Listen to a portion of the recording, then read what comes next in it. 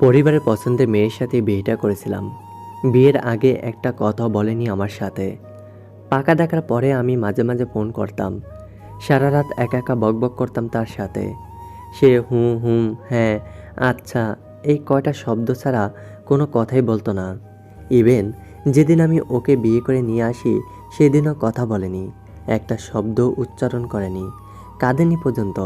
মেয়েরা নাকি বাবার বাড়ি ছেড়ে আসার সময় চোখে পানি আটকে রাখতে পারে না, কিন্তু ওর চোখে আমি পানি দেখিনি।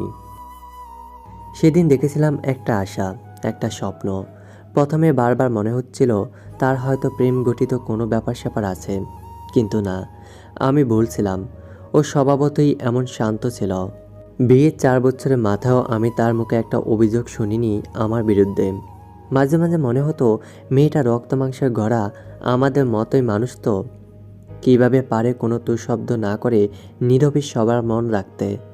ওর ধৈর্য সহ্য ক্ষমতা বরাবর আমাকে অবাক করেছে। আমাদের বাড়িতে ওর খেয়াল রাখার মতো কেউ ছিল না আমি ছাড়া।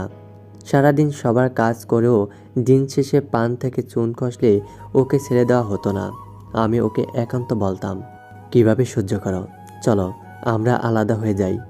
ও শুধু একটা কথা বলতো, আমি সহ্য করি না তো। তোমার কোথাও ভুল হচ্ছে। এসব করতে আমার ভালো লাগে। আর কখনো আলাদা হওয়ার কথা বলবা না। আমাকে এই পরিবারের থেকে আলাদা করার কথা আর মুখেও আনবা না। যদি আনো তাহলে কিন্তু কাছে আসতেই দেব না আর। আমার মুখ বন্ধ করে দিত। আমি সইতে পারতাম না। সারাদিন বাড়িতে থাকতাম না সত্যি, কিন্তু দিন শেষে যখন ওর মুখটা দেখতাম নিজের ভেতরটা খা খা করে উঠত। কীভাবে পারে ও এসব? ক্লান্তি মাখা চেহারাটা ফ্যাকাশে হয়ে যেত দিন শেষে। তারপরেও তার রেস্ট ছিল না। বাড়ির প্রতিটা মানুষ না ঘুমানো পর্যন্ত ওর কোনো ছুটি ছিল না। তারপর আবার সকালে সবার আগে উঠে রান্নাবান্না করতে হতো। এক একজনের জন্য তাদের পছন্দের এক এক রকম রান্না সে প্রতিদিনই করত, কোনো অভিযোগ ছাড়া। ওকে দেখে মনে হতো এটা মানুষ না, রোবট। তারপরেও তাকে বাচ্চা নিয়ে প্রতিদিন খোঁটা দেওয়া হতো। বিয়ের 4 বছর পরেও কোনো বাচ্চা ছিল না আমাদের। ওর বয়সটা বাচ্চা নেওয়ার জন্য উপযুক্ত ছিল না তখনও। ও অবশ্য মাঝে মাঝে বলতো, আমাকে কি একটা বাবু উপহার দেওয়া যায় না এখন? তোমার মতো একটা ছোট্ট বাবু থাকবে আমার কাছে। সারাদিন তো তোমাকে পাই না। একটা বাবু যদি দাও, সে আমার সাথে থাকবে সব সময়। কিন্তু আমি তার বয়সের কথা ভেবে কিছু করিনি। এমন না যে আমার সন্তান নেওয়ার ইচ্ছে নাই, আছে, অনেক ইচ্ছা ছিল। কিন্তু বাচ্চা থেকে আমার বেশি প্রিয় ছিল আমার ছোট্ট বউটা। অপরিপক্ক বয়সে ওকে এত বড় দায়িত্ব দিয়ে আমি ওর জীবন ঝুঁকিপূর্ণ করতে চাইনি।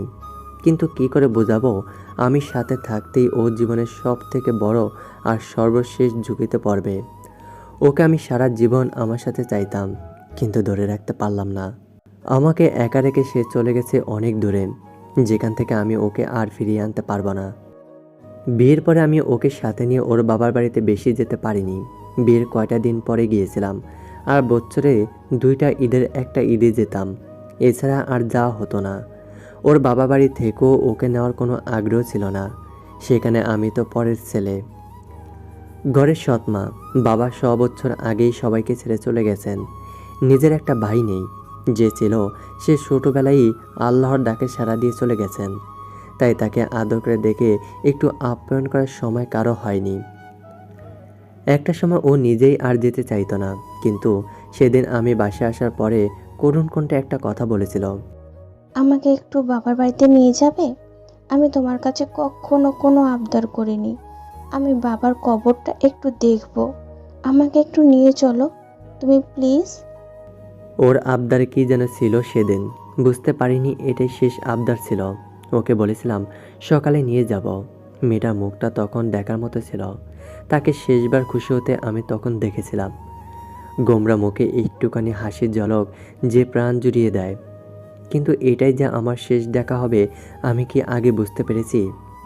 পরদিন সকালে ওকে বাইকে করে নিয়ে রওনা হয়েছিলাম ওর বাবা বাড়ির উদ্দেশ্যে। একটা ট্রেন লাইনের সামনে এসে দাঁড়িয়েছিলাম। এখনই ট্রেন আসবে। স্টেশন মাস্টার সবাইকে আটকে রেখেছে, কিন্তু একটা যুবক ছেলে ঠিক তখন প্রচণ্ড বেগে ট্রেন আসার আগে লাইন ক্রস করার জন্য আসছিল। ট্রেন চোখের সামনে চলে এসেছে ঠিক তখনই আমার সামনে মনে হলো আমার পিছনে থাকা মানুষটাকে কেউ টেনে হিঁচড়ে নিয়ে যাচ্ছে, নিয়ে চলে গেছে। মুহূর্তের মধ্যে সেই ছেলেটা তার বাইক সমেত লাইনের ওপারে পড়ল, আর আমার মানুষটা পড়ল রেলপাতের ওপরে। কিছু বুঝে ওঠার আগেই চারদিকে রক্তে ছিটে পড়ল। তাল সামলাতে না পেরে আমি মনে হয় পড়ে গেছিলাম। কি হচ্ছে এসব কিছুই বুঝতে পারছিলাম না।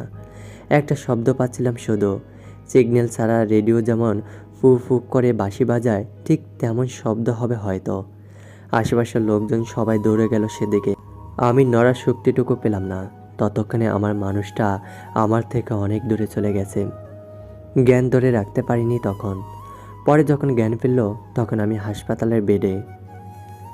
বাড়ির সবাই এসেছে হাসপাতালে।